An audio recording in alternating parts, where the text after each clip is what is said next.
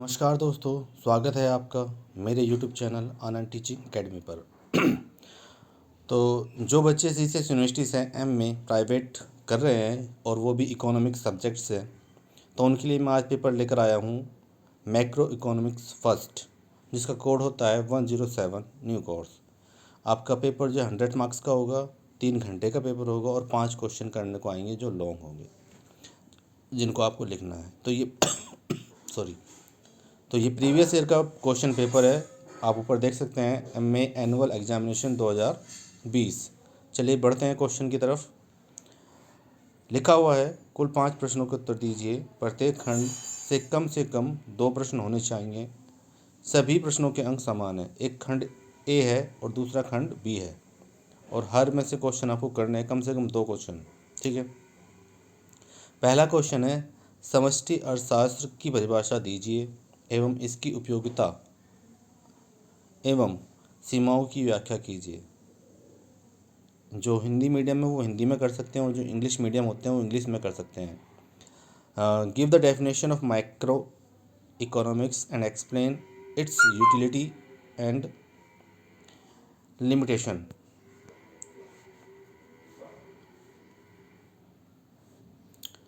Question number 2 था हमारा, क्या राष्ट्रीय आय व सकल घरेलू उत्पाद की अवधारणा के मध्य कोई अंतर है? उपयुक्त उदाहरण की सहायता से इसकी व्याख्या कीजिए।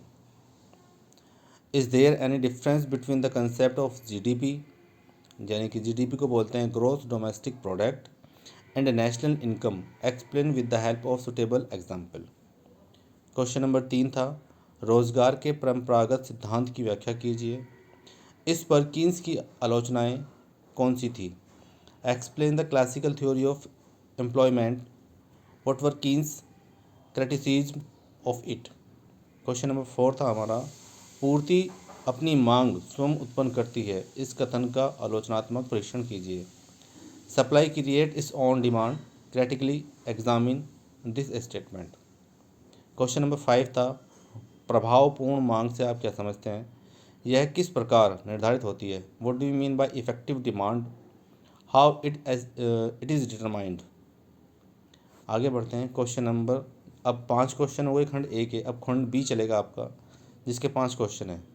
पहला क्वेश्चन है, आर्थिक विश्लेषण में कीन्स का उपभोग फलन एक युग प्रवर्तक उपकरण है, विवेचना कीजिए। Keynes consumption function is an epoch making tool in economic analysis, discuss. Question number 7 था हमारा, विनियोग से आप क्या समझते हैं? विनियोग स्तर को निर्धारित करने वाले तत्वों की व्याख्या कीजिए। What do you mean by investment, explain the determinants of the level of investment. Question number 8 था आपका, विनियोग गुणांक की अवधारणा की विवेचना कीजिए एवं आय और रोजगार सिद्धांत में इसकी भूमिका की व्याख्या कीजिए। Discuss the concept of investment multiplier and its role in the theory of income and employment. Question number 9 था, कुल उत्पाद के निर्धारण के संदर्भ में त्वरण के सिद्धांत का वर्णन कीजिए। Describe the principle of acceleration in the context of the determination of the total output.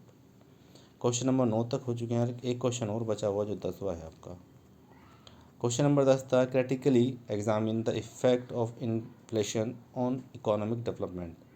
मुद्रास्फीति के आर्थिक विकास पर पड़ने वाले प्रभावों का आलोचनात्मक परीक्षण कीजिए। तो इस तरह से आपके 10 क्वेश्चन आए हैं और आपको भर भर के लिख के आना होता है। इनमें 5 क्वेश्चनों में एक पूरी नोटबुक भरनी होती है। और जो बच्चे CCS यूनिवर्सिटी से प्राइवेट MA कर रहे हैं वो भी इकोनॉमिक्स में, उनके लिए बहुत इंपॉर्टेंट है। ये प्रीवियस ईयर का पेपर है जो आपके नेक्स्ट ईयर में भी इसी तरह के क्वेश्चन आपके आने वाले हैं।